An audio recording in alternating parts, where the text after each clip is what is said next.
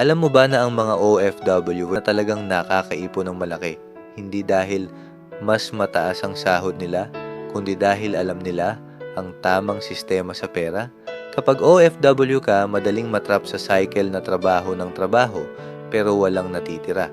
Akala mo habang dinadagdagan mo ang oras sa trabaho, mas dadami ang ipon. Pero mali. Ang totoo, hindi sa dami ng oras nakadepende ang pagyaman. Nasa tamang habits at disiplina yan. Una, gumawa ng automatic system. Sa araw ng sahod, magtabi ka agad ng ipon bago mo pa ito magastos. Kahit 20% lang, malaking bagay na iyan sa katagalan. Pangalawa, alamin kung saan napupunta ang pera mo.